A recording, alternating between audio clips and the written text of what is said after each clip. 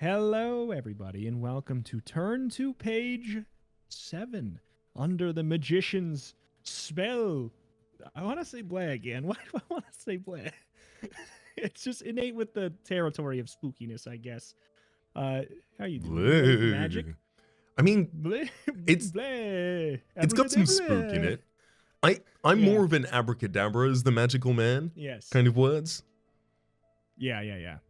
We do see some very traditional magician stuff on this page. We've got the sawn box in half, the perspective, smoke, and mirrors illusion that must be occurring here to make those boxes appear perfect mirrors of one another, and yet weirdly wrinkle my brain slightly to look at them both. It's true. And the rabbit. I will say, the box cut in half illusion, I don't know. Well, I guess how would you do it without actually cutting somebody in half? Like, the fact that the box is just like, it is two very clearly separate boxes. I mean, there's no cut there. There's no cut there. You didn't murder anyone. You can't fool me. But the trick has not yet begun. He is going to saw each of these in half. I'm going to saw the box in fourths. But no one's done that trick before. Probably. I guess I'm not well versed in magic. I saw Chris Angel and I got scared. You know, just walking out in public. Was he doing magic at the time, or was it just? No, it's just like I'm like, oh, I shouldn't dabble in that. Like, I'm gonna become a demon or something, or I'm gonna own a, what is that? The breakfast brunch place that is either owned by Chris Angel or has all the stuff inspired by him. One of the two. Either way, it's weird. Can't dabble with that. I might own a brunch place. It's even weirder if it's both. Yeah, exactly. I mean, like, I don't know. That's always been such a funny thing to me, is like when celebrities will either own a restaurant or something, and then you look at the menus. It is always fun to be like, well, what do they name it? Like, and this one was just so ham-fisted. It was just like the Chris Angel pancakes, it's just like, it's just like put in the, there's like crispy fries, Yeah, like, okay. It was just that stuff. Okay, I was about to say, like, somewhere. At least make it crispy apple pancakes or something that fits it. Yeah, but after the fact that I mentioned that also on the menu was an anime version of Chris Angel as a child, like a chibi child in the kids section, I would like to move on. Yes. Would you eat this young chibi child? I could not eat this young chibi child. I could not. He is incorporeal. What do you mean? I could not eat this young chibi child. We've got the Under the Magician's Goosebumps page in front of us.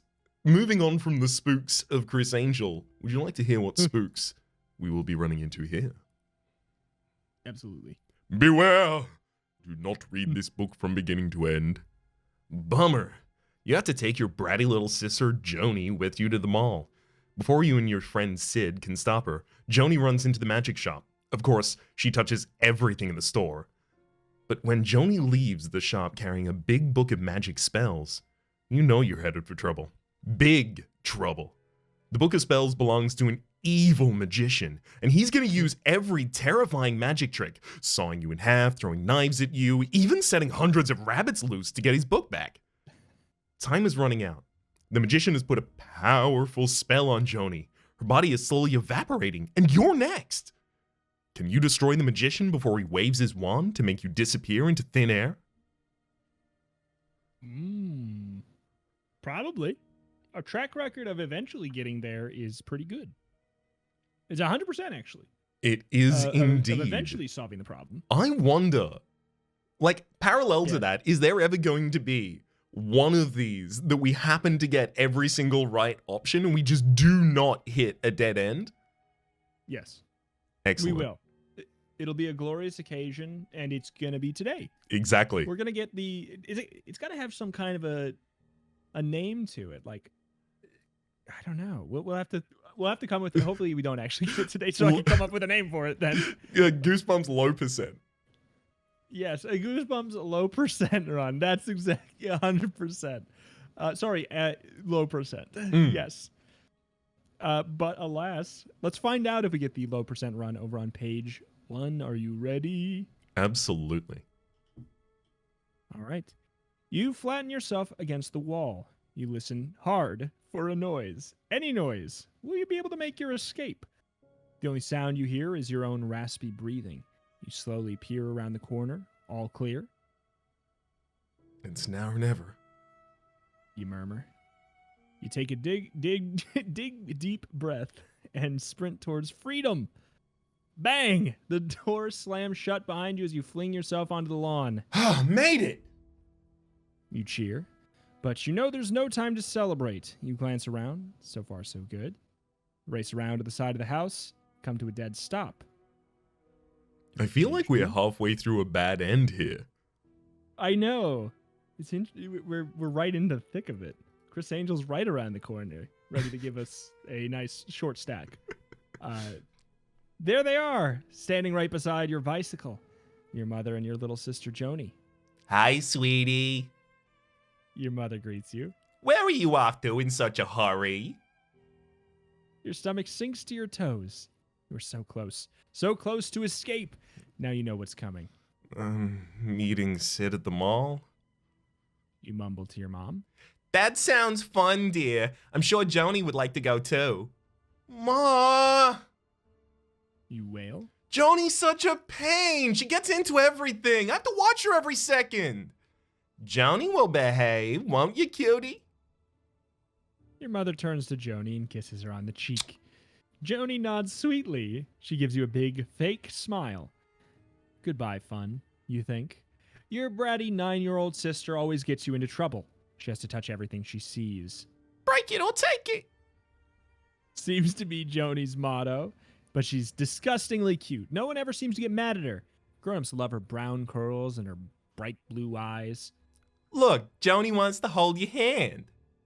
Your mother gushes. Isn't that cute? Before you puke, turn to page 3. You shake off Joni's hand. Once your mother is out of sight, you know Joni will drop her cutie pie routine. Listen up, Joni. You tell her.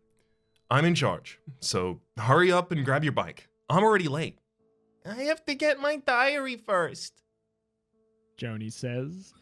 That stupid diary. Joni never goes anywhere without it. You two have fun, Your mother tells you. Then she follows Joni into the house. Joni!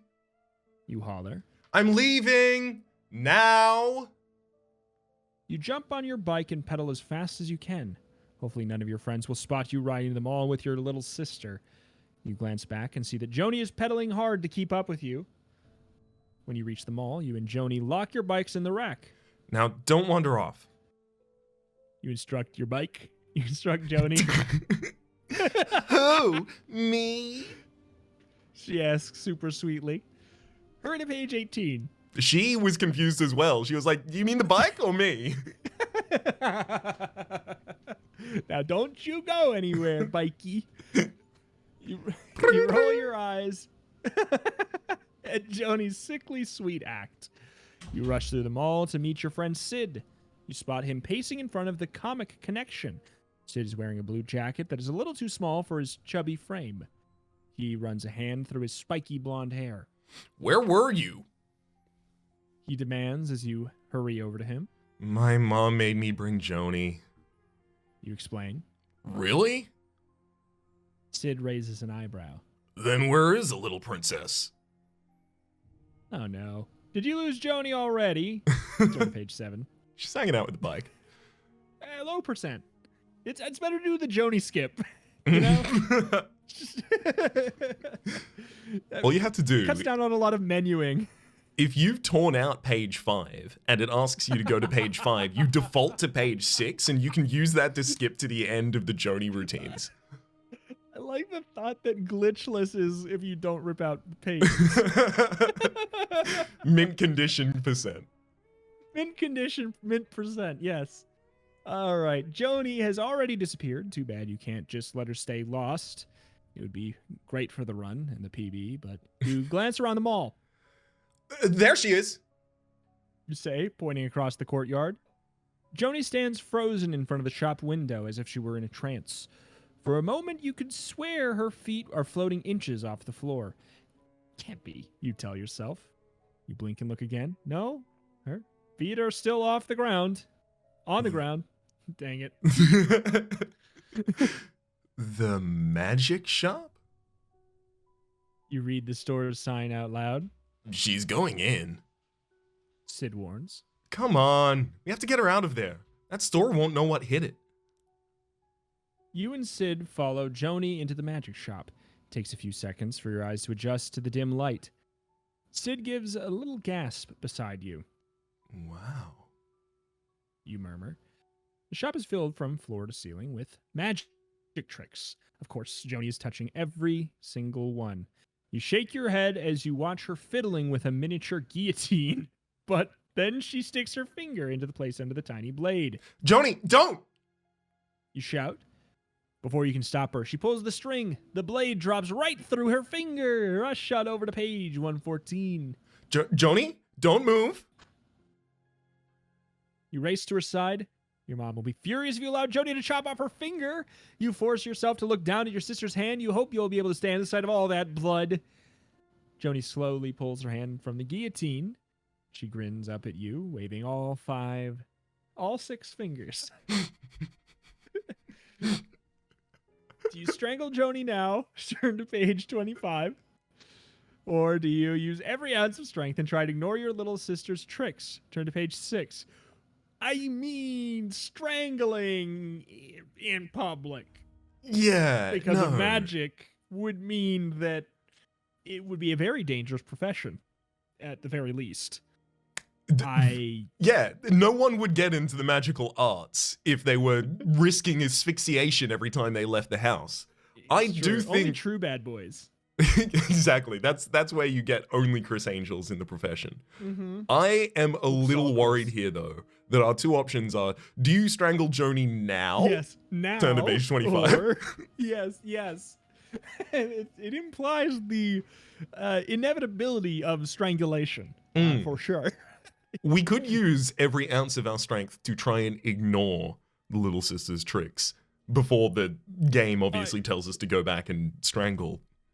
That would be a weird one, actually, if we got a bad end. The fact that if they want us to strangle our little sister in a magic shop at the local mall, I find it hard to believe if that's they could justify right that being a good ending for the kids' book made for kids. Let's go to page 6. Let's do it. Joni? You spit out through clenched teeth. We've only just arrived, and already you've... I mean, she hasn't really done anything wrong, but you're interested by a poke in the back. Wait, interrupted by a poke in the back. You whirl around. There's Sid with a goofy smile on his face. Oops! Sid says sheepishly. He holds up his hands. They're handcuffed together. Sid! You scold him. You're as bad as Joni. A booming voice makes you jump. I see that you are enjoying my magic tricks. Great, you think? Chris Angel, the store owner. Now we'll have to pay for the tricks we've touched. But where is the guy? You glance around the shop. You don't see anyone. You smell something, though. Something musty and rotten. Welcome to the magic shop. The voice says it all. A tall, thin man with a skinny mustache steps out of the shadow. It didn't rhyme. I can't keep going. Steps out of the shadows. He's dressed all in black. His black cape swirls around him as if there were a strong wind blowing. Except you remind yourself we're indoors. I am the magician. The tall man declares. Turn to page 125. Great shop, Mr. Magician. You use your most polite voice. Maybe that way he won't be angry about Sid and Joni playing with the tricks. Yeah, cool stuff. Sid pipes up. He reaches out to shake the magician's hand. What a jerk. He must have forgotten he was handcuffed. The magician peers down at Sid's wrists. You hear a low rumble that gradually turns into a creepy laugh. Sid's sorry about trying the handcuffs. You elbow Sid so that he'll put on his most sorry face. He does. But we really have to get home, so if you could get the key. Key? The magician brings his face directly in front of yours. You notice little wisps of smoke escaping from his collar. This is getting a little too weird. Glance around for Joni. Adults usually go for her cute act. Maybe she can cute the magician into getting the key. You feel Sid tugging on your sleeve. You turn back around, but the magician has vanished. Where did he go? Turn to page 8. Hey! You exclaim. Where did he go? Sid points number one magician audience. Oh my god, they would pay. They would pay for that plant. He must have disappeared into thin air. Oh my god. And there were no magic trapdoors at all. I checked. Sid points towards a black curtain at the rear of the shop. You walk up to the curtain, give it a yank. There's nothing behind it but a solid brick wall. Weird. It's time to leave. You tell Sid. He agrees. You quickly find Joni kneeling in front of a huge bookcase. Come on, Joni, we're going. You tell her. But I'm... Now! You command, yanking her to her feet. We need to remove Sid's handcuffs. You say once you're outside. We have some tools back at our clubhouse. Maybe this will help. Joni says. She holds up an old book.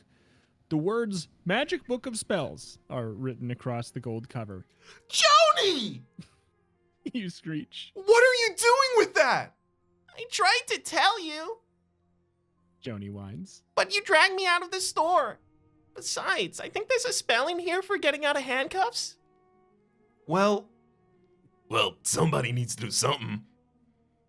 Sid grumbles. I think these cuffs are getting tighter. What should you do? If you decide to try a spell from the book, turn to page 32. If you decide to go back to the clubhouse and use regular tools, turn to page 47. Now, if I know anything from the time I have spent playing fantasy games, magical locks cannot be broken with regular tools. Yeah. But do we have a proficiency in spellcasting? What is our class? Unfortunately, we are Coopers, so we are a subtype of the village class, so we just make barrels. We're really good at that. We don't have any combat skills, any adventuring skills, any dungeoneering skills whatsoever. I mean, maybe the DM will fudge it. You want to go to 32? Let's give it a go. All right. Okay, let's see if we can find a spell that'll do the trick. You say? You're willing to try anything. You grab the small, gold-covered book from Joni and skim the pages. It must be written in some kind of code. I've never seen words like this before. I bet I can read it. Joni brags, grabbing the book back from you. Let me have it. Fine, smarty pants, go ahead. Joni studies the book, turning the page slowly. It must be a foreign language, She says, finally. Yeah, like Transylvanian. Sid jokes. Maybe the English translation is in the back of the book. Joni flips to the back pages. I think you're right. This looks like English. You peer over her shoulder at the book. Oh, right. You say sarcastically.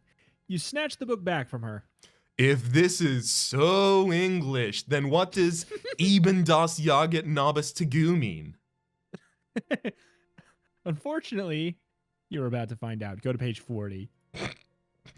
This might be the most fun setup for accidentally reading out the phrase in one of these books, because this was like a mainstay of horror for such a long period of time that you would find some cursed book and accidentally recite the wrong passage from the tome and unleash hell. This is the best setup for it. Like, oh really? If you're so smart, then what does Ivan das Jagen Naben Magoo mean? If this is so English, then it's just such I mean, because here's the thing, that's real. Like, that is a real situation. You know, between a brother and a sister, that level of just like snippiness, you would actually maybe read a cursed spell on accident. This is real. In the movie, this all happens, and then, you know, hell opens, like a portal to hell opens directly behind us, and then the character, like, I guess Sid says, that just happened, and then, and then we cut away to another scene. Guys, we've got company. There's a portal to hell right behind me, isn't there? Yeah.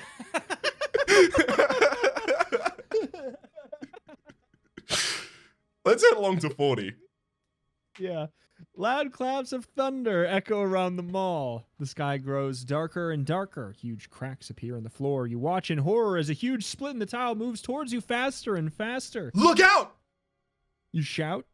You shove the magic book into the waistband of your pants. You try to outrun the widening gap, but it's no use. You fall into the opening. Your hands reach up for the edge, but the ground is shaking so much you can't get a good hold. You slide down deeper and deeper into the black hole. Your fingers scrape at the dirt along the sides. You try and find something to hold on to, but there's nothing. The dirt crumbles away under your fingertips. Help! You shout, but there's no one there to help you. You plunge into the earth's darkness, tumbling over and over and over. Plummet to page 60. Wake up! Someone is shouting into your ear.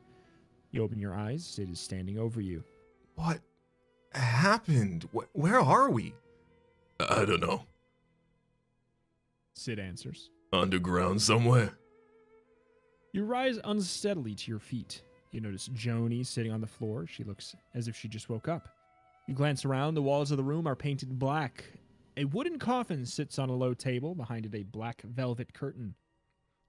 Do you think there's another brick wall behind there, like was back in the magic shop? You joke. Only one way to find out. Sid says. You walk up to the curtain, unsure of what may happen next. Before you can part the thick fabric, 3 men dressed in red tights somersault into the room. They reach the center of the room, begin to juggle. Balls fly through the air faster and faster. Hop, hop, hop. Then to your amazement, the balls turn into balls of fire. One of the jugglers turns your way and throws a glowing fireball right at you. With proficiency. Oh no. Do you know how to juggle? If you can juggle, turn to page 17. If you can't juggle, turn to page 28. Can you juggle? I can juggle 3 balls. Can you juggle? For the sake of, I can't juggle. Wow, we have both. Excellent. We're right down the line then. So I'm closer to not being able to juggle than to juggle. Like, you know, I'm closer to being pedestrian. Able to juggle than not being able to juggle. On the spectrum between pedestrian and juggler, I'm closer to pedestrian. I walked more streets. Are you human or are you juggler? I am dancer. Let's go 17. All right, we can juggle. What could go wrong? This is what all the kids were training for. I like the thought, like, because this is pretty early on as far as choice delineation goes. Mm-hmm. If this is failure, then, like, you might not be able to get content out of this book unless you can juggle. Go learn to juggle and then come back. This book is too hard for you until you can throw it and 4 other books in the air simultaneously. Yeah. Look Juggle out! Skill issue. You shout. The ball is a fire speed towards you. You put your hands in front of your face. You catch a fireball and toss it back. Before you can take a breath, the jugglers throw another fireball at you. Once again, you manage to toss it back. Why are my hands burning up, you wonder? You notice Sid and Joni gazing at you in awe. The jugglers surround you. Somehow you manage to return every ball they throw. As you toss the flaming balls in the air, the jugglers speak in eerie, flat tones. We. Says one juggler. No. Says the second. Who you are. Says the third. What do you mean? Ouch! It's hard to talk and juggle at the same time. You drop the fiery ball and poof, all the other balls vanish. You took the magician's book. The first juggler says. The magician wants it back. Says the third. Then he'll eat for you for dinner. That's nice. And turn to page 64. Well, it says the third. Turn to page 64. Okay, we're live. Jumping good. I'm just trying to internalize each of those voices for each of the three, just in case they come back, you know. Before we end up on the dinner menu, Sid interrupts the jugglers. can you take off these cuffs? The first juggler somersaults over to Sid. He jiggles with the cuffs and they clatter on the floor. How did you do that? You ask. When you and Sid tried to unlock the handcuffs, it seemed improbable. It's a trick. The juggler answers. Everything's a trick here. The tone of that makes them sound like they are really just so fed up with everything. Everything having to be... Does everything have to be a trick here? Everything's a Can we goddamn just, trick here. This morning I got up, I peeled a banana, and it like you know the little snake trap thing, Yeah, the corn fritter absolutely. snake trap. It did that. The banana did that at me. Everything's a trick. Yep. I woke up. I found out that my whole life, my wife, my kids, is all a trick. I'm sick. Everything is a trick here. Everything is a trick. Everything is a trick here. Suddenly, all three of the jugglers freeze. The magician. They cry together. He's coming. All three disappear into a puff of smoke. Turn to page 34. The magician will be here any minute. Those magicians made it sound like we're goners. Sid whispers to you. Even if you gave his book back. Joni adds glumly. You've got to act fast, but you can't escape because you don't know where you are. Besides, there doesn't seem to be a normal door in this black room. Your only hope is to hide the book, then the magician will need you alive if he wants the book back. We've got to hide the book. You tell Sid and Joni. I'm gonna put it in the coffin. No, it'll be too easy to find. Sid says. Let's look around. You search the room for a hiding place. There isn't much choice. A wide shelf runs along one wall. On it sits a large fishbowl with 3 exotic fish and an old-fashioned metal bird cage with a yellow canary. If you still think the coffin is the best place, go to page 101. If you hide the book in the fishbowl, turn to page 22. Third choice, new tech. If you put the book in the bird cage, turn to page 132. There's 3 ways this can go wrong now. This is new. 3 ways this can go wrong, so there's no correct way Yes. here? I mean, honestly, it's Goosebumps. Is Goosebumps. I feel like, The correct Because option there was could be a not to be wrong able to path. juggle. It's actually jugglers Exactly. who can't play this book. no jugglers. No jugglers allowed. Yeah. Also, I would imagine that even the correctest of choice here would still have a bad path in the future. So I'm just gonna say that I'm right, and that's definitely what I meant. Very, very fair. So, I mean, should we assess, like, what trick we think each of these could possibly be? Because, like, if you put the book in the bird cage, so the bird cage, there's, like, a disappearing bird trick, but the thing is, it collapses the bird, as I understand it from having watched The Prestige, into the case at the bottom. Is that going to be able to hide the book? I don't know, maybe. Fishbowl, that seems like a bad idea to me, just off the bat. I can't think of a fishbowl trick that is obfuscatory Rhaps. to the things inside of it. Hides them. I remind you, everything is a trick here. Ah, everything is a trick. Every last thing. Yeah, or the coffin. I don't know. Feels like I don't know why the birdcage is calling to me. I feel like Okay, the good. coffin is like, Birdcage is Okay, calling you- to me you- as well. okay, calling like a canary. Let's do Let's it. do it. The Tweet. birdcage. You decide. Good idea. Sid grabs the book and races across the room. Sticks his finger into the birdcage. Don't be scared, little bird. He croons. I'm gonna open your cage and put something inside. Hurry up. You urge. The magician could be here any moment. And don't forget to put the book under the paper lining in the cage. We don't want bird doo-doo all over the book. Wait, who says that? Stupid. Yeah. Of course I was gonna cover the book. You don't have to call me stupid. I didn't. Oh.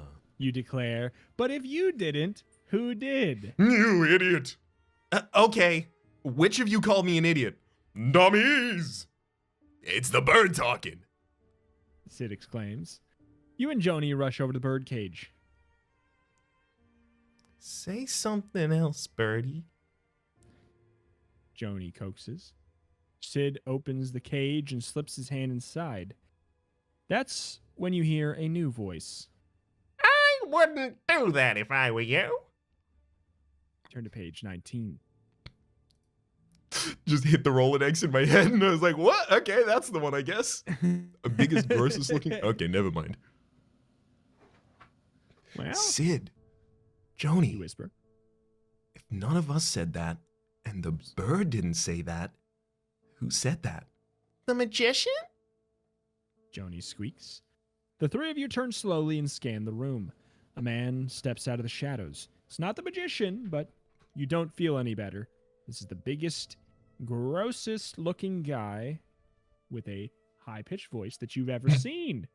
His massive body towers over you. Your eyes travel up to the man's face. His skin is the color... Wait, is the color your face turns when you're about to be sick. Drool runs down the corner of his mouth. You can smell his foul breath from across the room. He's one creepy dude. And he doesn't look happy. We're in big trouble, you think? Then the giant's voice booms. Give me my birdie. Turn to page 65. Just retconning that high voice because I need to do a giant voice like that. I'm down. Yeah. The giant reaches out for the bird in Sid's hand. The guy's hand is as big as Sid's head. Is my little birdie okay? Mwah, mwah. The giant makes kissing sounds at the bird. I'm a vanilla. Oh, wait. Sorry. I lost the track on who was speaking at the time. Giant makes kissing sounds at the bird. I'm a vanilla guest. He explains. I was just practicing throwing my voice. You mean you're a ventriloquist? Joni corrects the man. Good move, Joni, you think? Get the giant mad. The huge man peers down at Joni. Uh-oh, you think? Here it comes. You're cute. The giant tells Joni. I know. She replies. They smile at each other. You don't believe it. Joni's cute act is working on this gross guy. Can you show us how to get out of here? Ugh. Joni asks, flashing her dimples. Sure, come with me. The giant says, taking Joni's hand. Joni, wait. You call. You are not sure you trust this guy. Do you just want to sit here and wait for the magician?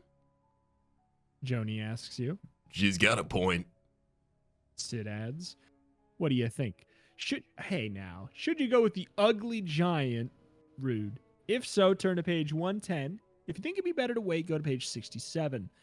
The deadly experiments of Dr. Eek conundrum. This Sit in this the is chair? basically like a shallow test, right? Like, are you shallow? Like, we said monstrous, we said big, we said ugly, we said all of these different descriptors about smell and stuff like that, but all of the actions we've shown from this character are being gentle and sweet. Do you still judge them by that first thing we said? Yeah, he's ugly. I mean, sure, but we can still I'd like believe to- he's ugly and go with him. I would love to. I don't believe he's ugly. In my canon, he's beautiful. He's ugly and beautiful. He has non-traditional unique. charms. Somehow he has a hunchback on his face. Like, I don't know. I love him. And sometimes I want a partner's breath to only smell like sherbet at all times of the day. Exactly. He likes the bird. That's enough for me to love this Exactly. character with all my heart. I'm going to 110. Okay. No deliberation. You tell the others. Let's get out of here. The giant opens a trap door in the floor. He pulls Joni through it. Sid follows closely behind. You peer into the dark hole in the floor. A damp smell makes your nose crinkle. You see crooked steps leading down. You hope this wasn't a mistake. You climb down the stairs. You find yourself in a dark tunnel. Mold and cobwebs cling through the rough walls. The others are far ahead of you. You have to follow the sounds of their voices. You finally come to an open doorway. You glance inside. You're met with a weird sight. Sid is sitting on the giant's knee. There's another kid sitting on the giant's other knee.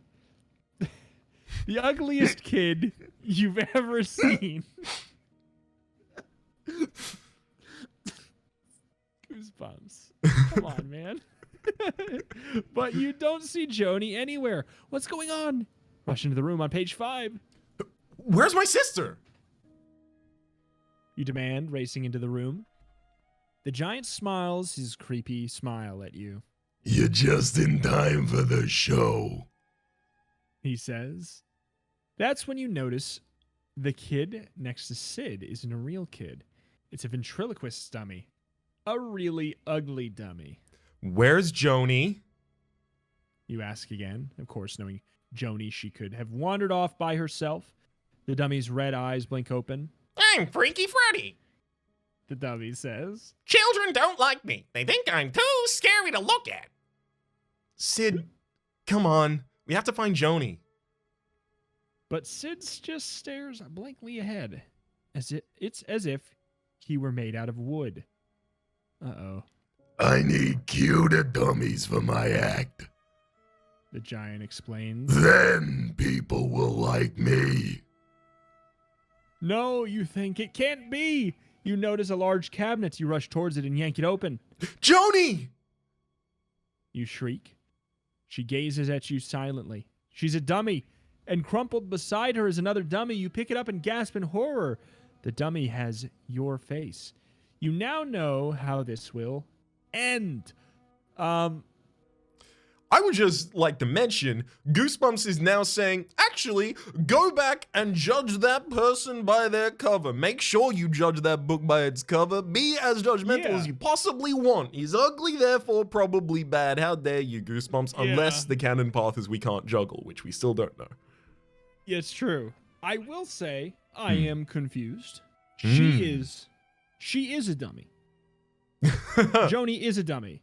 Like, She already was. I mean, no, but also it says she gazes at you silently. She's a dummy, but we also by her see a dummy of us. yeah.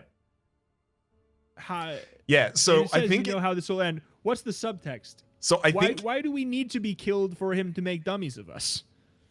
I think it has to be like a Chucky kind of situation. They're gonna have to do some some chant in order to transfer the soul of our recently deceased self into the dummy to give it a more lifelike manner. Now, I don't know why a ventriloquist who can project their voice what I was gonna and say. can craft dummies requires this, but look. I mean, to be fair, he said he was a vanilla something. A vanilla guest, exactly. He was a vanilla guest. He's not a ventriloquist. I guess that's why. Let's see. What page do we go back to? Oh, shoot. Let's see. I Alright, will here, can we- find it. Let's give it a little bit of a pause. Sure. We'll bring you back in a sec. Ba-doo-doo-doo. We need like a sound for that. We need like a cool little chime. Dum, Like dum, or maybe dum. like a blood-curdling shriek that's auto-tuned. I can't auto-tune my voice in real. Ah. That's not how Alright, it works, page baby. 65. What was the context for right before page 65? Like, this is if we do not go with the giant because he's ugly and we're shallow? So rather, this is the giant appearing on this page, and we are asking whether or not we should go with the giant in order to try and get out of here, or stay put. Ah, I see. So if we think it's better to wait. Wait. Yeah. Okay. I mean, I guess at this point, Just hit 67. Okay. You don't trust this guy, No offense, but I think we should wait here. you say. You hold your breath, wondering what the giant's reaction will be. He let go of Joni's hand and stalks towards you. Your eyes travel up and up and up to his gross face. You don't believe it. There's a tear starting to trickle down his slimy cheek. You don't want to go with me. The giant asks in a trembling voice. You don't like me. He flings himself onto the floor. His shoulders shake as he wails and moans.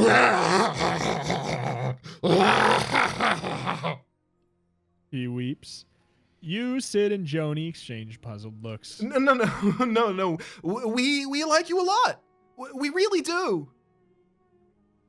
But it's no use. The giant is crying so hard he can't even hear you. Huge tears roll onto the floor. You're soon knee-deep in tears. Then chest-deep. Now you can taste the giant's salty tears. You're going under. Then you start crying to yourself when you realize this is the end. This is the story of the Shallow giant. jerk. You shallow jerk. How dare you? You Wow. should have gone with him and become dummies. Exactly. Is it like, were we supposed to... I think we can't operate with the birdcage. I think the birdcage is wrong. Yeah, okay. So do you want to go to the... You want to put in the coffin or the fishbowl? Because I got the pages for those. Ooh, let's go with the fishbowl. Coffin's 22. too default for us. Let's do it. Yeah. Never go with your first thought. Second thought, best thought. So long, low percent. Back on the Maybe grind. we'll get there eventually. Maybe the fishbowl would be a good place to hide the magic book. You say. You walk over to the shelf and peer at the fishbowl. The fish stare back. No way. It'll be totally obvious. And the fish might get mad. Sid adds. I don't think that's gonna happen. You tell them. You've just noticed the fish aren't real. They're a trick. They just were painted on the inside of the clear bowl. You reach into it and do a double take. You can't believe what you see. Your hand becomes invisible inside the fishbowl. It disappears completely. You test it again. You pull your hand out of the bowl, shake off the water, stick it back in, disappears again. This is so cool. Hey, Joni, check this out. Joni glances your way. You watch her eyes travel down your arm to the fishbowl. Her mouth drops when she notices your hand appears to be gone. Then you lift your arm out of the water. Joni's eyes grow wide with terror. You glance down at the end of your arm where your hand should be. My hand! Where's my hand? Turn to page 106. A look of horror comes across Joni's face as she stares where your hand should be. Her eyes well up with tears. Oh, here it is. You exclaim. You poke your hand out of your sweater. Gotcha. Double over laughing. Does it all have to be a trick? You have a really sick sense of humor. Joni mutters. Also, why did we get mad? We got mad at her for doing it in a normal magic shop. But we can do it in a life-threatening parallel universe magic realm Ball and Wonder World environment. That's double standards. Interesting. Okay. Yeah, you poke it double over laughing. You have seen. Okay, Joni mutters. She sticks out her tongue and stomps away. Hey, now we know the fish. Sorry. Hey, now we know the book won't be seen if we put it in the fishbowl. You tell Sid. Either the fishbowl or the water makes things invisible. We'd better put the book in there, in something rather, to keep it from getting wet. But what? Sid reaches into his pants pocket and pulls out a plastic bag. It's got half of a peanut butter sandwich in it. He removes the sandwich and stuffs the whole thing in his mouth. Here you go. He mumbles with his mouth full. You take the capital B baggie.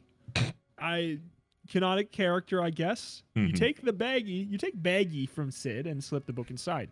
Then you drop baggie into the fishbowl. Joni comes up beside you. She picks up a short black stick sitting on the shelf and taps it on the fishbowl. What do you think this is? She asks. How should I know? Maybe it's the magician's magic wand. Quit playing with it. Joni sticks the wand into the bowl and stirs. Oh no, maybe she shouldn't have done that. Turn to page 100. Joni pulls the magic wand out of the fishbowl. You wait for something terrible to happen. Nothing. It's neat the way the wand disappears when I stick it in. Oh, nothing. It's neat the way the wand disappears when I stick it in the fishbowl. Joni declares for the first time. She stirs the water again. I can feel the magic book when I stir, but I can't see it. She adds, pulling the wet wand out of the water. She puts the wand into the bowl for a third time. She stirs so hard that water splashes all over the rim. Joni, we have to... You never get a chance to finish what you were going to say. You hear a bubbling sound coming from the fishbowl, then a gurgling, then a whoosh. Water gushes out of the fishbowl. You glance at Sid. He stares at the rushing water. Joni shrieks and drops the wand. Water pours onto the floor, rising quickly. The painted fish come to life and start swimming in the knee-deep water. Now, knee-deep from a fishbowl? Now you recognize what kind of fish they are. Conveniently, man-eating piranhas. And piranhas aren't choosy. They don't mind. They don't mind being kid-eating piranhas. This is definitely the end. You know what? The thing I take most issue with on this page is piranha are actually quite choosy. You have to make them very hungry to attack people. Yeah, it's true. They It's- just it's they're been carrion feeders. They hit want campaign. dead flesh. I know. It's been a hit job against sharks and piranhas. They Well- don't deserve it. They do not indeed, but this was a direct line from our choice from the fishbowl, so now I guess we have to go into the coffin. On which page does that lie? It's true. I just want, I mean, yeah, 101. I just want it. I want a good hiding spot. That's all I want. Also, stop hating piranhas. Hate the game. Like,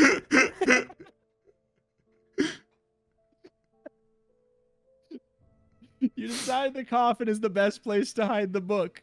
You run over to it and try and lift the lid. It won't budge. Help me! You yell to Joni and Sid. Maybe together we can pry it open.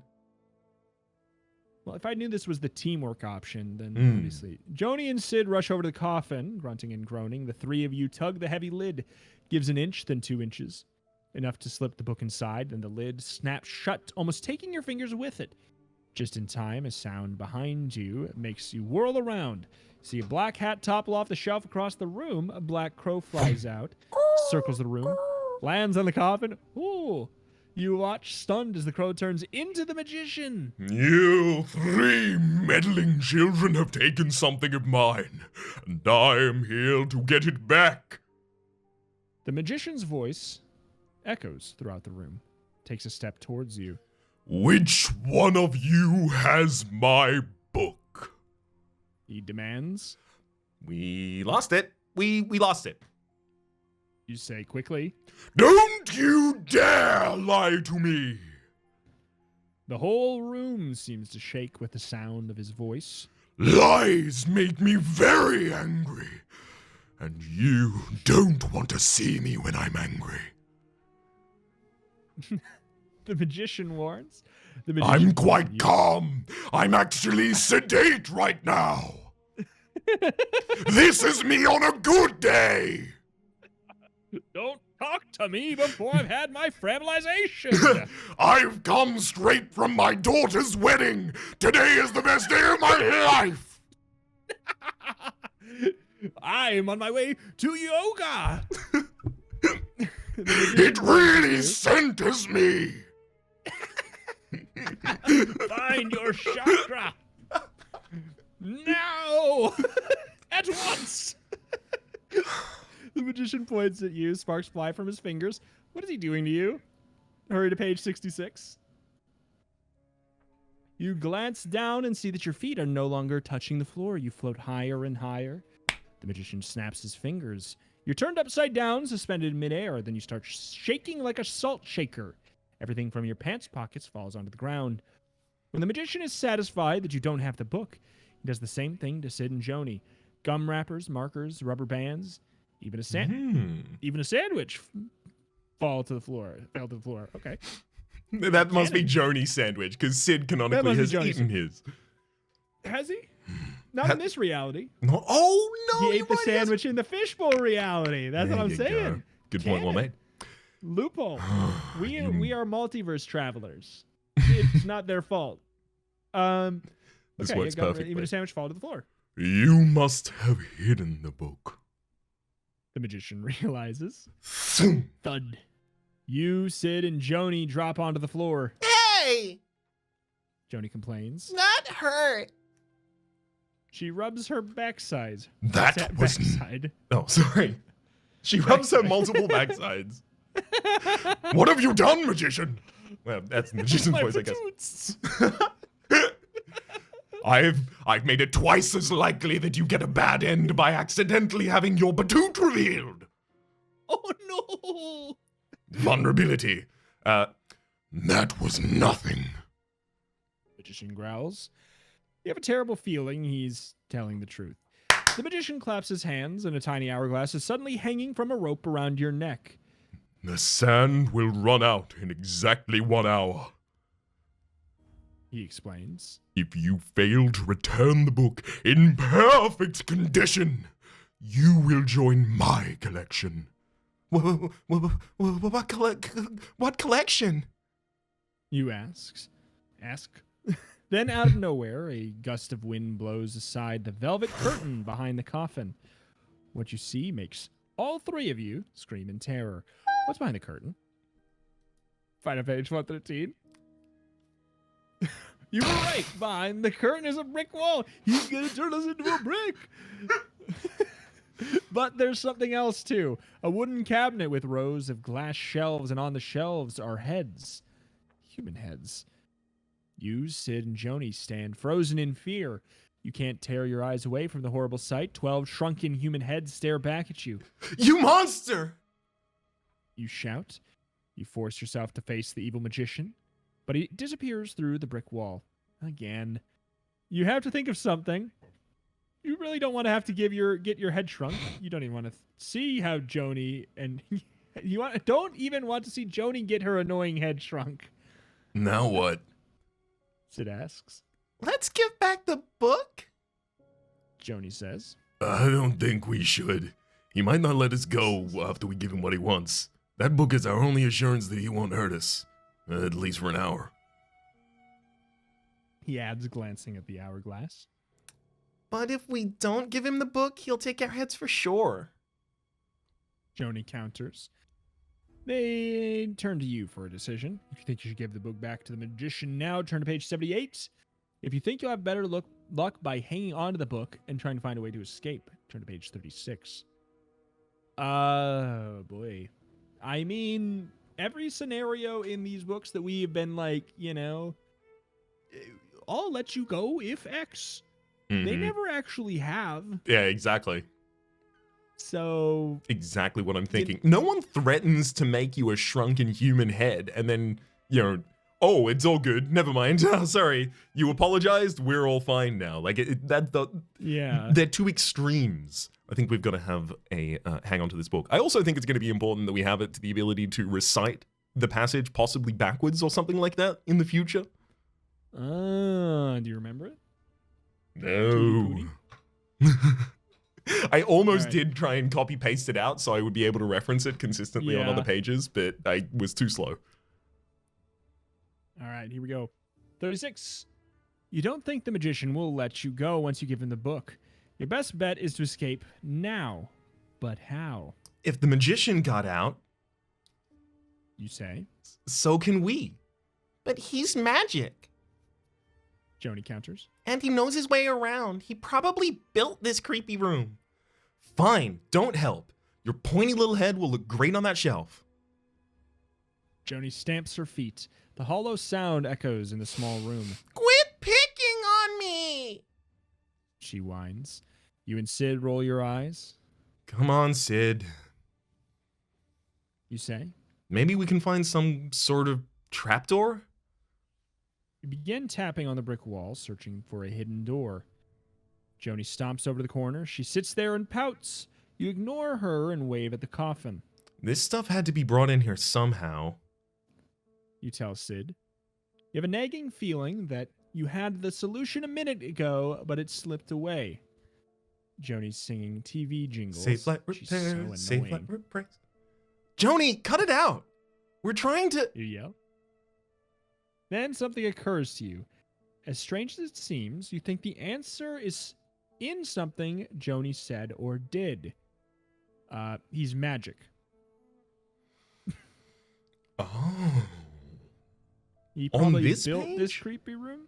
I don't know. Yeah. I mean, something that she did was singing TV jingles or, pouting in the corner. Something she's said is he probably built this creepy room. Yeah. Hmm. It actually feels like there's data we could gather. This is like the first time where I feel like we're actually being tested. Like A little bit. Although I do wonder, ever in any of these books. Yeah. Yeah, I do wonder if they'll throw the wrench in the works, so to speak, and as soon as we say, I mean, she astutely observed that the magician probably made this room, so there's probably magical ways out, or, blah, blah, blah, blah, blah, and instead we'll have, no, her singing the TV jingles was actually the right way. That's the way to get out of here secretly. He just muttered under his breath the Geico commercial, and that's why the magician got out. Yeah. Could be. Let's go with said. Let's go with the default first and see. It feels more likely. Okay. Feels more Would you like to likely- start reading this page for us? we don't have to. Like, Let's give it a go. real. When has Joni ever said anything that's been of any help? Are you having a good hair day? Because your head is going to be in permanent view of the Magician's Collection. The end. Quickest death on a Quickest page death. I've seen so far. 3 right, sentences. 3 sentences. I mean, hey, it was nice and quick. Let's go to page 108. Mm-hmm. All right. You are positive that something Joni did was the clue to your escape, but what was it? You retrace her steps. Sid follows right behind you. When you come to an abrupt stop, Sid bangs into you. I've got it! This is okay. All right. I should have said something. I'm an idiot. What's up? I was gonna say that we'll get when we'll cross the bridge. I've got it. You cry, jumping up and down. What? Sid demands. You've got what? Joni, you are fantastic! You swoop over to her and plant a big kiss on her head. Mwah. She stares up at you. What did I do? She stammers. When Joni threw her fit, she stamped her foot. It made a hollow sound. And that must mean there's a trapdoor underneath this spot of the floor. That's the thing. I was like, oh, hollow. It's empty. But then I was like, I guess it just means it. And then I was like, oh, it just means that it's just describing the sound in general. Mhm. But alas, that won't hold up in court. I didn't say it. The 3 of you quickly roll back the rug. There it is. A shiny metal latch in the floor. Your key to freedom. The trapdoor opens with a creak and a groan. You can see the top of a set of stairs. A wave of damp, musty smelling air rises up the steps. Come on. You say. You lead the way down the stairs. I can't see anything. Joni complains behind you, hollowly. Shh. You whisper. We don't know what we'll find down here. That's when you hear it. A mostly blood-curdling scream. Ah! Okay. I'm scared. Go to page 81 if you dare. Chills run down your spine. That scream sounded as if someone were being tortured. Ah! The 3 of you stand perfectly still. Another loud, horrible howl screeches from somewhere above you. Oh no! Then silence. And you don't like what you hear next. Footsteps. Hollow footsteps. And they're headed your way. Should we go back? Joni squeaks. But you have no time to decide. A door opens at the other end of the steps. A face appears in the doorway. A terrifying face. A face with slits where eyes, nose, and mouth should be. Long, black, stringy hair sticks out around the face and hangs down onto the creature's shoulders. You back up into Joni, who stumbles into Sid. Ouch! Get off! You hear behind you. No chance of escape that way. Large hand reaches out and grabs the front of your shirt. Help! You cry, "Hurry onto page 44!" You're pulled through the doorway into the glaring white lights. Joni and Sid tumble after you. You gaze up at the creature. You start laughing when you realize the face that scared you was only a gorilla mask. The man takes off his mask and winks at you. He's short and bald, Had you gone there for a minute, didn't I, partner? he says. Sounds like your cousin from Texas. The man drops the gorilla mask on the floor and picks up a giant cowboy hat. That's when you notice he's dressed head to toe in a cowboy outfit. Jeans, cowboy boots, spurs. He helps Joni to her feet, then shakes Sid's hand. You're just in time, partner. He tells Sid. In time for what? Sid asks. In time for some real fun. The cowboy answers.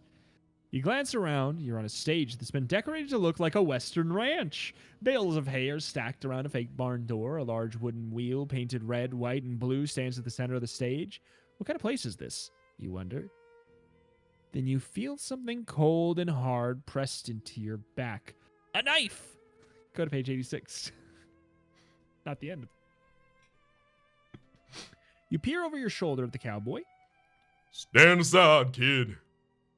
The cowboy says, flashing the knife blade at you. You're in my lot. You don't need to be told twice. Sorry. You mumble. Take a few steps back. The cowboy strides towards the center of the stage and positions himself in front of the wheel. He tosses the knife into the air and catches it behind his back. Then he tosses it up again and catches it with his eyes shut. Freaking jugglers, man. Joni applauds. My, what a cute little girl. The cowboy says to Joni. Would you like to see another trick? Sure. Joni says. Sid nods. You don't think you ever want to see another trick in your life. Take your seats, take your seats. The cowboy commands, waving Sid and Joni towards the folding chairs at the side of the stage. Then he turns to you. You have a terrible feeling that you've been chosen to be a part of the cowboy's act. Right you are. The next thing you know, the cowboy's strapping you to the wooden wheel. Warrat, you be real still. The cowboy instructs. No wiggling. Now what, you wonder? I don't know. Wheel? Knife? G. Maybe knife. Maybe knife throw at wheel. Like Magic Act. You watch the cowboy pick up 4 deadly-looking knives. Now you know you don't like this. Excuse me. You begin, but you're so frightened that you have trouble getting the words out. The cowboy doesn't hear you. He takes 3 knives in his left hand. The other knife he aims directly at your head. The knife thuds into the wood next to your left ear. That was close. A second knife cuts into the wood next to your right ear. That was even closer. Hey, wait a minute.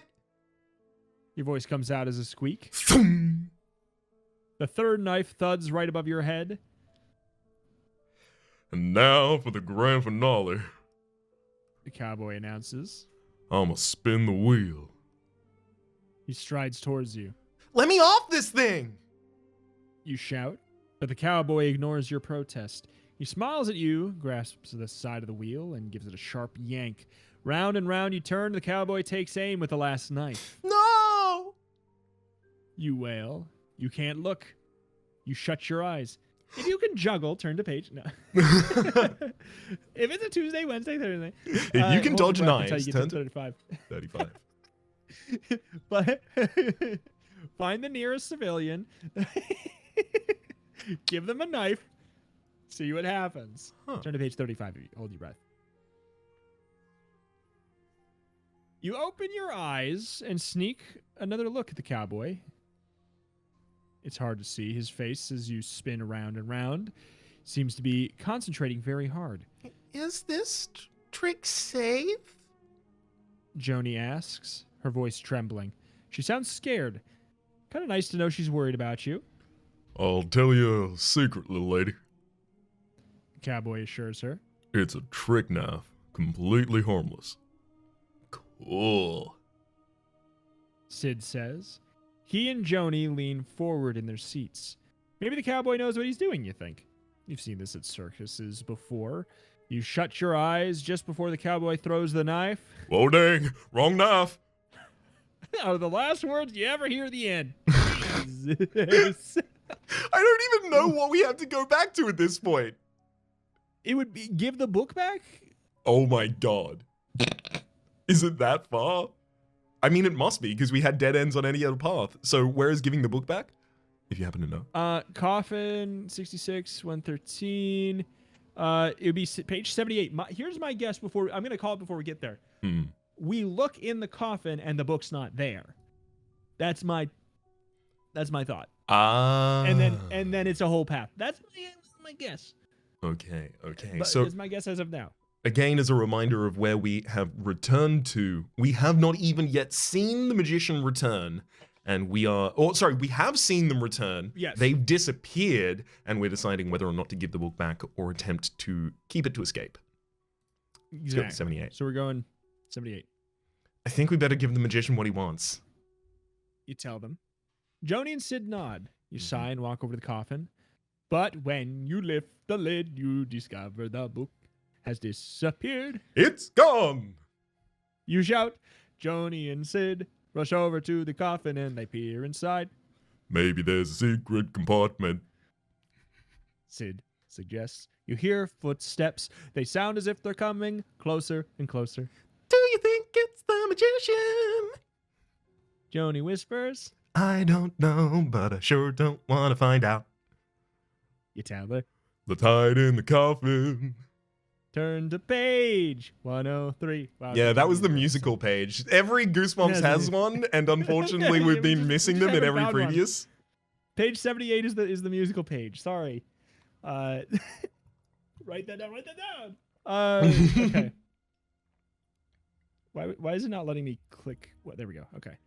You, Joni, and Sid climb into the empty coffin. The lid clicks shut above you. Also, if any of the other pages we read were 78, That was a Phantom music is 78. Phantom 78, and also music's in everything. Yeah, it was just avant-garde jazz that we were performing, vocal avant-garde jazz. Exactly. Yes. The lid clicks shut above you. The three of you are squashed together. What's your elbow? Joni snaps. Hey, that was my eye. Sid complains. You get a mouthful of Joni's hair. You're starting to sweat. You feel as if you're going to suffocate. You have to get some air. You place your feet on one side of the coffin and push. You try and create some space between you, Joni, and Sid. Your shoulders press against the opposite side of the coffin, and you hear a loud click. What was? The bottom of the coffin pops open, and you're suddenly sliding down a metal chute faster and faster, tumbling over and over. The chute comes to a sudden end. You crash land into the hard floor. Joni and Sid hit the floor next to you. Look for the magic book. You say, jumping up. Joni spots the magic book lying on the floor by a tall wooden cabinet. Just as she reaches for it, a man steps out from behind the cabinet. His foot lands squarely on the book. Turn to page 112. The man is tall and dressed in a sequined white suit. Sequined, what a word. Sequined white suit. He wears a blue mask that covers half his face. You can tell he has no ID. He's standing on the magic book. You want to keep it that way. Welcome, welcome, welcome.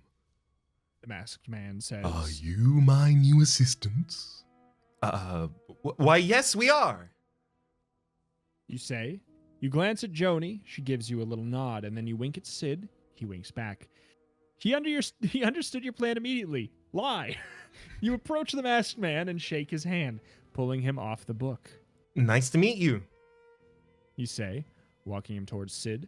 You glance back to see Joni grab the magic book and slip it into her backpack. Oh, good. The masked man replies. I can never seem to keep acquaintances or assistants. Now come along. The masked man leads you over to a low table. You don't like what you see. On it is a long, gleaming sword and a very sharp saw. A long box lies on a table nearby. Which trick would you like to do? The masked man asks. The Cabinet of Swords? Or would you rather be sawn in half? You don't like these options, but he's waiting. So choose. To be sawn in half, page 49. To test your luck in a Cabinet of Swords, page 55. I mean, this, I don't know if we can get any information other than choose one, because both of these could go Yeah. horribly wrong in the Goosebumps universe specifically. To be fair, it doesn't say be cut in fourths, and we do see the cover of the book, and we're live. Okay. Let's get sawn in half. I like that trick. Sure, I don't know. I like that trick. It's also the cover of the book. So hey, let's go with that. I'll do the sawn in half trick. You say? At least you've seen this trick before. Who knows what a Cabinet of Swords is? Excellent! The masked man claps his hands. The table with the long box on it rolls towards you. Taking your hand, the masked man helps you climb into the box. You lie down in the hard wooden box, your head sticking out one end. So, what do I do? You ask. You gaze up at the masked man. He looks awfully nervous. Leave it all to me. He tells you. Ties a blindfold over your eyes and plunks the lid on the box. If I can just remember what I'm supposed to do. You hear the masked man mutter. You don't like the sound of that. Hey! You shout. You pound on the lid. I've changed my mind. I want to do the other trick. But no one answers. You listen hard, trying to figure out what's going on. Then you hear the sharp teeth of a large saw slicing through the lid of the box. Turn to page 135. You pound on the box. Help! You shout. Get me out of here! The teeth of the saw slice back and forth, inches from your stomach. You can't take it anymore and you pass out. When you open your eyes, you're still in the box. Your blindfold is off. You touch your stomach, still in one piece. There's any blood, no pain, just an odd tickling sensation. Guess it really was just a trick, you tell yourself. You can hear applause. That was a great trick. You hear Joni say. Really cool. Comes Sid's voice. The lid is lifted. The masked man peers down at you. All right in there? He asks. You bet! You climb out of the box and immediately fall over. What's wrong? Find out at page 21. What's wrong with me? You ask. You try to stand up, but your muscles don't seem to be working. You hear a gasp. Sid and Joni rush towards you. The masked man holds out his hand and helps you to your feet. You glance down. Your mouth drops open in horror. Your feet are on backwards. You turn to the masked man. What did you do to me? You demand? The trick was going so well. I sawed you in half without a problem then. Oh, no good. The other magician's gonna make fun of me. Feet on backwards. No, God, no. Shrugs to his shoulders. He shrugs his shoulders. Sid and Joni crowd around you. You have to fix this. Sid shouts. Joni gazes at your backwards bottom half and oh no, our bum. No! Always forward. Oh no. I can try. The masked man says. He picks up the saw. No He picks up way! the saw. You yell. Who knows what kind of mistake you'll make next? Well, Joni says. Mom always complains that you don't know if you're coming or going, and now you'll have an excuse. The end. Backward legs forever. Forward bum. this is evil. Because Yeah. think about it. We lay down in the box, tummy up, right? Yeah. He sawed us in How do you half, do it? and then he must have picked up one of the boxes or opened it and inverted the Flipped it limbs. Like, this over. doesn't just No. happen. This does not just happen.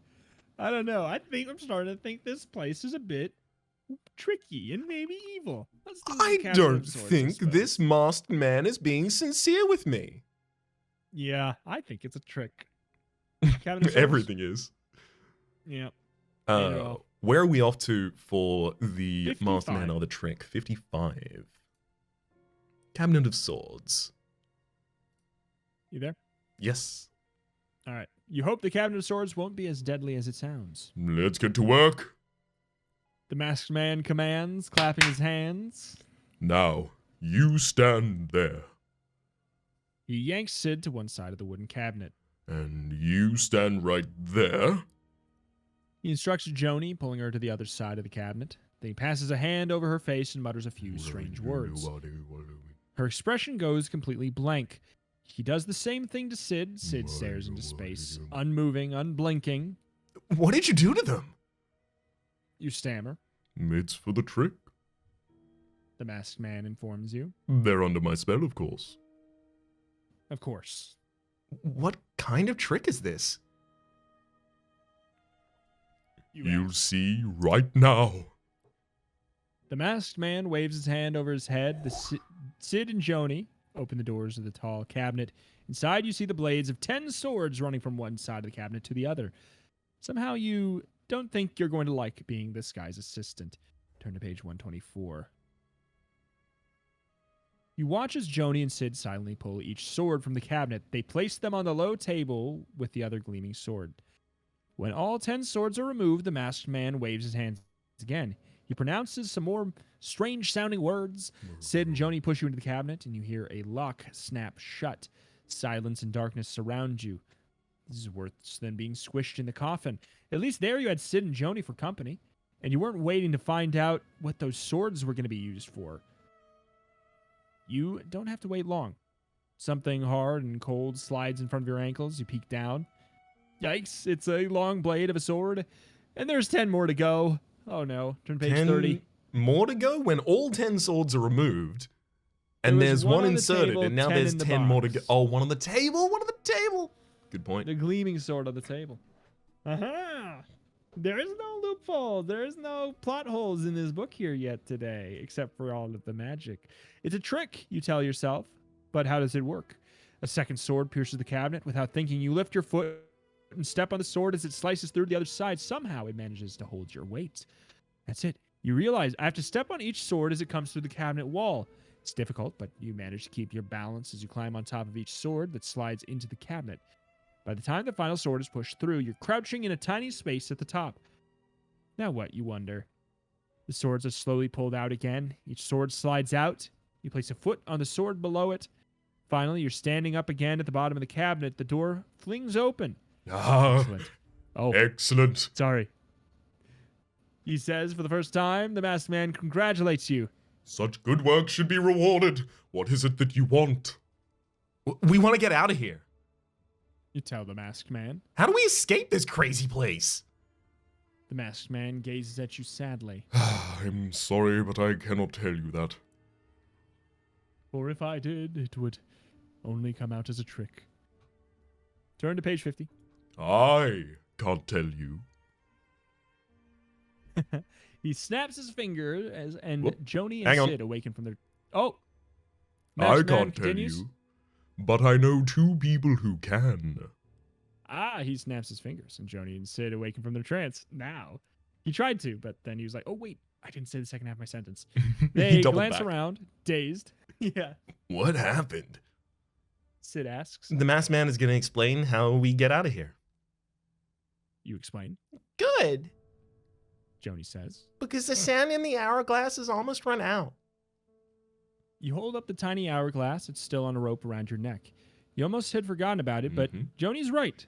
There is very little sand left, and you're down to minutes now. Who can tell us the way out?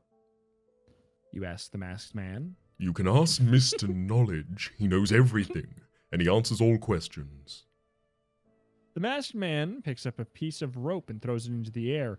The rope stiffens and rises up into the ceiling. It disappears into the darkness. Mr. Knowledge is performing up there. He says, waving the rope. Or you can ask Ms. Cardsharp. She would know the way out. She's playing cards right now. To meet Mr. Knowledge, climb the rope to 97. If you want to meet Mrs. Cardsharp, page 82. I mean, Mr. Knowledge seems like, if we're trying to get the answer to a question, That is Mr. Knowledge is the one true. to ask. But is that just way too obvious? I do like that, like, the descriptions here are, you can ask Mr. Knowledge. He knows everything. He can answer all questions. Or you can ask Miss Cardshop. She's playing cards. She's playing cards. I And mean, yet I kind of feel want like it could be. I kind of want to step on the rake and meet Mr. Knowledge. I suspect he will lie about too. everything. That could be. Or we just have to do the classic riddle, you know? Who knows? You decide to ask Mr. Knowledge for the way out. But first you have to climb up the rope, You want me to climb up that rope? Sid asks. No way. I'm the one who gets picked last in gym for every team. Come on. You say. At least you can try. Joni and I'll help you. I'll even give you a boost up on my shoulders. It's easy. Joni assures Sid. She scrambles up the rope and disappears into the darkness. This doesn't seem to make Sid feel any better. You kneel down and let Sid stand on your shoulders. Slowly, you stand up. Your knees wobble. Excuse me. Boy. No more Super Sundays for you, Sid. You weigh a ton. That's right. Tease me about my weight. Forget it. Just climb. You say. Oh, just climb. Sid manages to put one hand over the other and climbs up the rope. As soon as he lifts off your shoulders, you scurry up behind him. You can do it, Sid. You encourage him. But can he? Turn to page 43. As you near the top, you check the sand in the hourglass. Not much time left. Give Sid one last shove. He falls forward onto the edge of the opening in the ceiling. You pull yourself up and over, flopping onto the floor beside him. No time to rest. You tell the others. The sand has almost run out. We gotta find Mr. Knowledge. As soon as you say, Mr. Knowledge. the lights flash on. You are standing in the back of another theater. A drum roll announces that the performance is about to begin. You, Sid, and Joni quickly find empty seats. A man in a dark brown suit walks on stage. He pulls on his thin mustache and peers into the audience. You may ask me any question, He says, for I know all the answers. I am Mr. Knowledge. What's a henway? Someone shouts from the audience. Do you know? If yes, go to page 26. No, page 38. Oh, I know it in metric, but I don't know it in imperial. I mean, I'll be honest. Do you know how much a hen typically weighs? I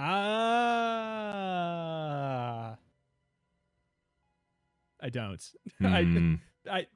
It's clever, but I don't know. I want to say like 4 pound. Let's find out. How much does a hen weigh? Between 5 to 10 pounds. Okay, so I just had a small hen. Let's say yes. I feel like that's enough for us to say yes. Absolutely. What is a Oh. henway? Mr. Knowledge repeats the question. You can't help yourself. Hen weighs about 6 pounds? You shout from the audience. You love these old jokes. Mr. Knowledge gazes out at the audience. Very good, my young friend. You may ask the next question. You know exactly what to ask. How do we escape from here? Mr. Knowledge looks startled.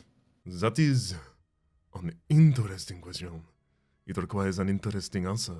Please, join me on stage. You, Joni, and Sid race up to the stage. When you're all standing beside Mr. Knowledge, you're amazed to see the entire audience has vanished. The answer to your question is in the red ball. Mr. Knowledge explains. He pulls a small red ball from his pocket and places it on the table in front of him. From a drawer in the table, he produces 3 small cups. He puts them in a row, 1 cup on the right, 1 cup in the middle, 1 cup on the left. Then Mr. Knowledge takes the red ball and puts it under the middle cup. Now what? Find out on page 87. Oh my god. Wait, it's in the middle? It was in the Originally. middle, right? Yes. Originally, yes. Mr. Knowledge begins to move the cups around the table. He starts slowly at first, then his hands move faster, switches the middle cup with the right one. Then he moves the left cup into the middle and into the middle of the other two. Now the cup on the left and the cup on the right are swapped. You're getting dizzy watching his hands move. I mean, on the left. Yeah. Like- Anyhow, sorry, I was just trying to make sure that there wasn't an additional move or anything like that. He's moving so fast. He did 3 moves. Now, where is the red ball? Mr. Knowledge asks. If you answer correctly, I will let you know what you need to know.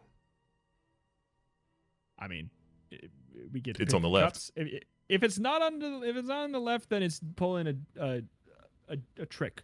Mm-hmm. You pick up the cup on the left. The 3 of you hold your breath, waiting to see if you're correct. So much is riding on your choice. It's your only hope of escape. Mr. Knowledge lifts up the cup on the right. No red ball. So far, so good. I will give you a chance to change your mind. Mr. Knowledge offers. He places his hand on the left cup. You stare at it. Is the red ball under there? Oh no! This is a If you want classic to change Monty your Ball mind for problem. it's a Monty Ball problem. We had the Monfinity Hall problem and the Monty Ball problem. We're getting them all problem. You want to change your mind for the middle cup, but it doesn't apply here. Well, maybe. Unless magic. Yeah, exactly, right? Because the real trick to the cups and balls is you don't actually put your ball under the first cup in the first instance. Instead, you substitute it to a second one, and then you just take them off the table or substitute them with oranges or whatever the heck. I want to respect the Monty Ball problem pun, but I think we Yes. should stay with the left cup. I think so too. 62. But I do like the spirit of the other one so much that I'm so curious. I don't know. Okay. You, Sid, and Joni all have your eyes glued on the cup on the left. You hold your breath as Mr. Knowledge slowly lifts up the left cup. The red ball rolls out. Woo! We win! You cheer. You, Sid, and Joni slap high fives. Now, Mr. Knowledge, how do we get out of here? The answer is in the red ball. He hands the small ball to you. Throw it against the wall and the answer will be revealed. You hurl the ball against the wall. On the impact, the ball splatters into red paint. The paint runs in all directions until it makes a doorway. You glance down at the hourglass. Oh no. Just a few grains of sand left. Run for the door! You shout, pushing Sid and Joni forward. We're almost out of time! The 3 of you jump through the red doorway and find yourself back in the magic shop. Whoa, we did it! Sid cheers. We're back in the mall!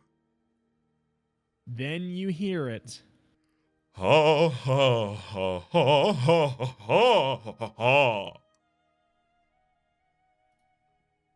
The horrible laughter fills your ears.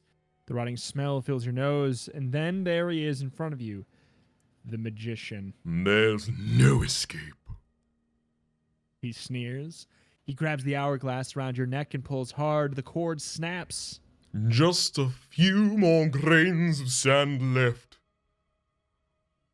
He says, holding up the hourglass for you to see. Then I'll have 3 new heads to my collection. The magician waves his hand. The wooden cabinet appears. He snaps his fingers. The doors fly open. The terrible shrunken heads stare at you. Oh.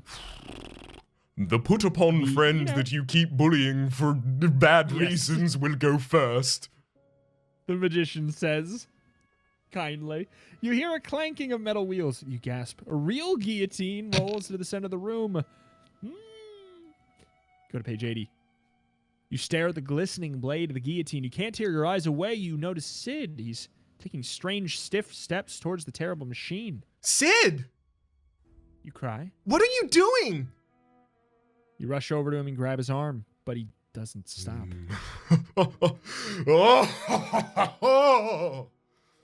You whirl around and glare at the magician. Stop laughing!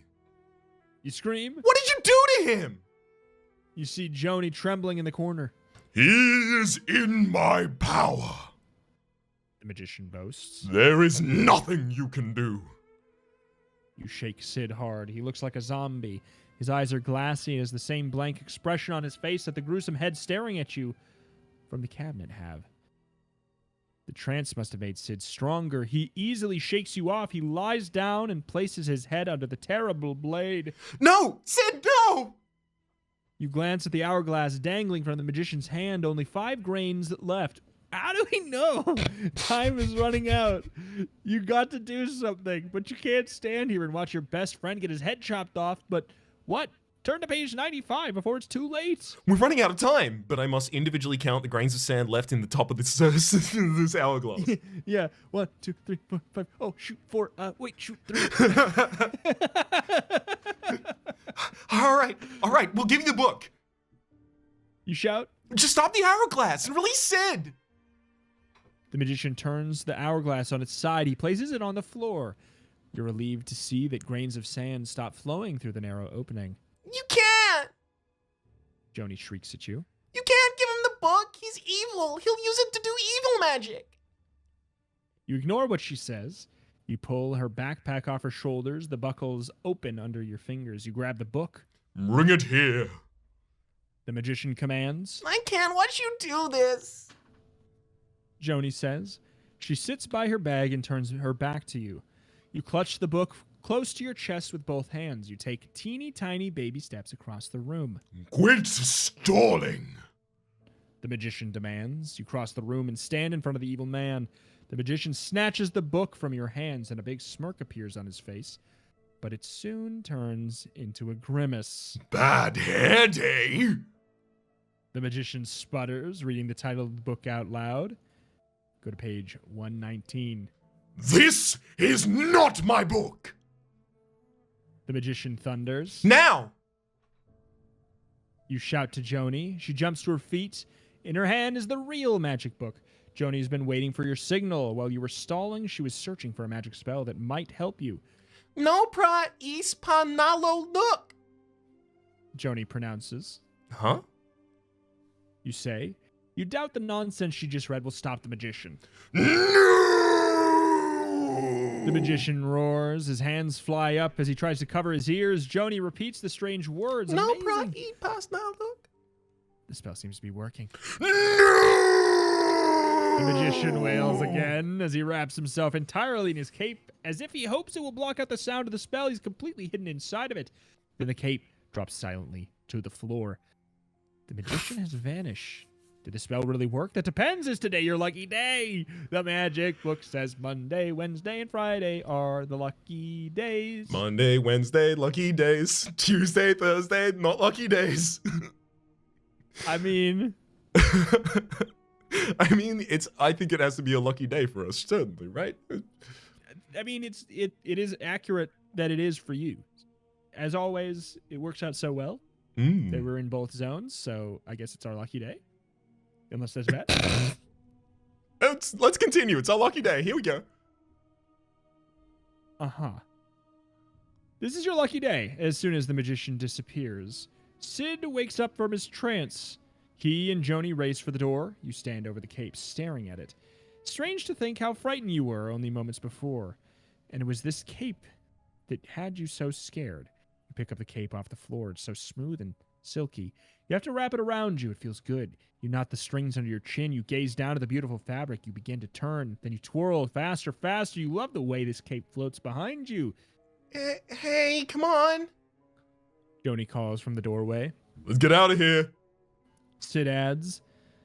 You turn towards their voices. Puny children. They are nothing before your great power. You know what you must do. You snap your fingers. Behind you, the cabinet door opens. You watch Sid's mouth drop open and Joni's eyes grow wide in terror. Your heads will be perfect for my collection. You tell them. The guillotine rolls farther into the room. You have become the new magician. The end. Good ending. Yeah, good ending. Oh, it's Good nice ending, that magic. we finally have a good ending and we become a magician as well. Although we are going to have children coming to our store and depose us at some point, so we may want to see if there's a better ending on the other side. I mean, it is convenient that it is a, it's page 24. Too bad this isn't your lucky day. Page 24. Too bad. Yeah. Oh. Ew. Oh no, it didn't work. The magician's still alive, but where is he? You eye the crumpled cape. He couldn't be there, could he? Creep towards the cape. It's just a piece of fabric. Pretty nice looking piece of fabric, if you're going to be quite honest. You tell yourself. You try and shake off the feeling of dread as you slowly move forward. Your foot accidentally hits the hourglass that was sitting on the floor. Skitters across the room, stopping in front of the cape. You reach out for the hourglass, but the other hand clutches it first. Another hand clutches it first, a hand that stretches out from under the cape. The magician's hand turned to page 51. Oh my god. You are frozen in fear as you watch the magician's hand grasping the hourglass. Where's the rest of the magician, you wonder? You don't have to wait long before you find out. The cape rises until it towers over you. The silky fabric slips onto the floor. The magician stands before you, one hand holding the hourglass, his other hand shoots out and grabs you by the throat. You try and scream, but the words are choked off. The magician's fingers squeeze tighter and tighter. The hourglass dangles in front of your eyes. 2 grains of sand left, and then it'll be all over for everyone. Wow, this all happened in 3 grains? Mm-hmm. You must stop those grains. It's your only hope of defeating the magician. You struggle for air and reach for the hourglass. You miss. Your lungs are burning. You're about to pass out. You have one more chance. You lunge for the hourglass. Do you grab it? Close your eyes. Let your finger land on one of the numbers and go to that page. 77 or 88. All right, I'm fine touching my screen. I'll just clean it afterwards. Okay. What you got? Okay, I completely missed. And again. I got 88. 88 is? I also like 88 because it looks like 2 hourglasses. Oh. You give it all you got, but your grasp falls just short of the hourglass. Joni, You manage to gasp. help me. Use another spell. As you slip in and out of consciousness, you hear Joni reading something, but you also don't understand the words. Your eyes close. You're about to pass out. You become aware that the room is full of people. You feel the magician yanked away from you, and your eyes flutter open. You can't believe what you see. The magician is being stuffed into the cabinet by dozens of attackers. Attackers who look exactly like you. Joni, You shout. what did you do? She bites her lip. I thought it'd be a good spell. She holds out the page for you to read. Multiply your strength. Looks as if the magician has been defeated. As soon as the cabinet door clicks into place, it disappears into a puff of smoke. The other yous turn and gaze at you expectantly. Very weird feeling to be stared at by dozens of faces identical to your own. What are you going to do with them? Great. Joni grumbles. As if one of you wasn't too many. The end. That's kind of Not- good, I guess. It's going to cause an identity crisis for Absolutely. everyone involved. It is indeed certainly not bad. But I maybe will we did say catch I the am- hourglass. I mean, I will say I'm certainly curious, and at this point, we're probably basically at the end, and we've already invested all this time anyways. You wanna say Exactly. 70, There's only 2 grains left. 77? Yeah, there's only 2 grains left. You give it everything you got. You stretch out your arm so far it starts to cramp. Then, using every ounce of strength you have, you lunge for the hourglass. You've got it. Every muscle strains as you lift the cord and place it around the magician's neck. Excuse me? The hourglass dangles under his chin. You're not too late. You watch the last piece of sand drop into the bottom of the hourglass. The magician's face begins to change in front of your eyes. His eyes turn up in his skull. His skin on his face bubbles like oatmeal. You realize that the hand at your throat has relaxed its grip. It hasn't let you go yet, but you can take deeper and deeper breaths. Air fills your lungs, and you begin to feel stronger. You reach back and swing your fist at the magician's face. The magician's head topples off its shoulders and bounces around the floor. Joni screams behind you, but the magician's body still has your neck in a powerful grip. Turn to page 4. I'm afraid we have stumbled across the first problem, which is when the magician took the cord and hourglass from us, I believe they snapped the cord when they took the hourglass off our neck. So we've just quickly tied a knot. How We're a dare. scout. I mean, hey, what's wrong with that? We got him. We owned this children book. Absolutely. Book. How can a guy without a head choke you? Is this just a Google search? But the fingers at your throat tighten their grip. Help me! You manage to choke out. Joni finds a sword on the wall and chops off the magician's arm. You find the arm. You and the arm fall to the ground. Then Joni pries the magician's finger off your neck. Fingers off your neck. Oh my God. Thanks. You tell Joni. That was close. Stand up and walk over to the head. Yuck. You say, picking it up. You bring it over to the cabinet and place it on the empty shelf. It's over. What's going on? Sid asks. He's sitting in the guillotine. The trance must have been broken when you defeated the magician. It's a long story. You say. Then you notice something. The walls of the shop seem to be dissolving around you. You, Joni, and Sid hurry out the door. You turn back and see that the magic shop has already disappeared. Glance down at the magic book in your hand. It's fading away into nothing. Well, after a day like today, maybe you're not so surprised after all. The end. I don't know. I want to be a magician. I want to be magic. I want to be the one with a book and turn my friends and sister into dead. Yeah, okay, that does happen. I want to have multiple me's. I mean, this is just that path as well, but we have fewer me's, us's. I know. What if we can't play human Pikmin? think about it like this? What if we had like a job share program, right? So like there's 40 me's and only each of us has to do 1/40th of the work because they just pass it off to the next person. I don't know how I'm going to sustain 40 people with the same income that would have been sustaining one person. Yeah. I'm assuming we can just split the food 40 ways. Fair.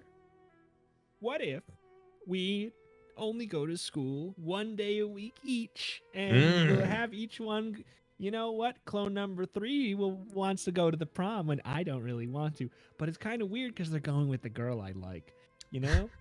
So you have to find a similar suit to them on the prom night because you got a little too jealous when everyone else was posting prom photos on Twitter.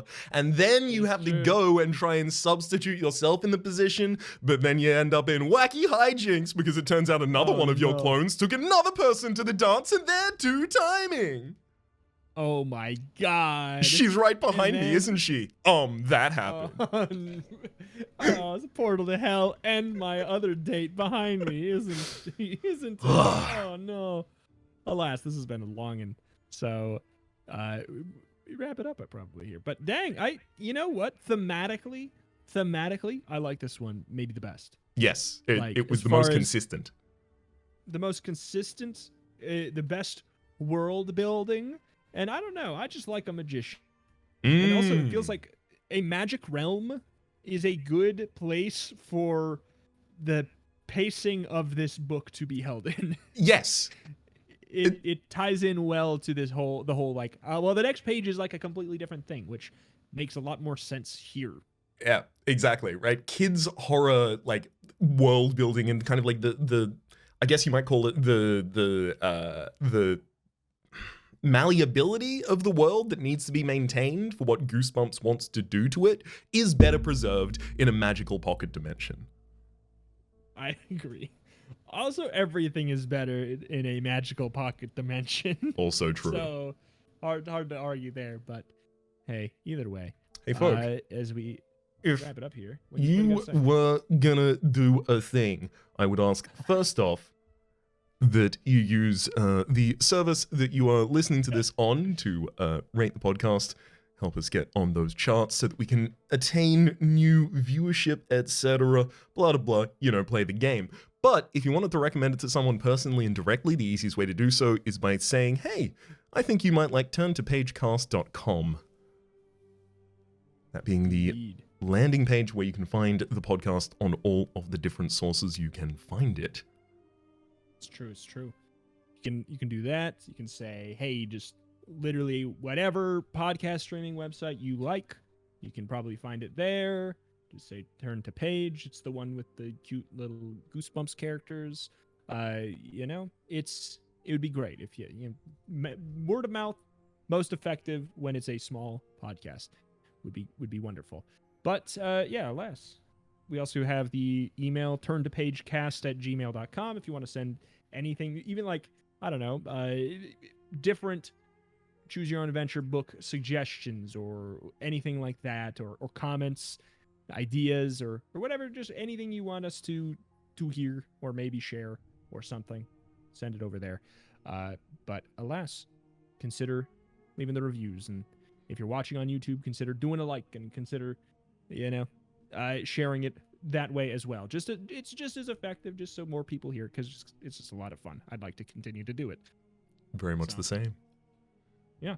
Alas, that's gonna do it here for today. One thing is no trick, and that's that we're done. There is no trick no more. Goodbye. Adios, yo.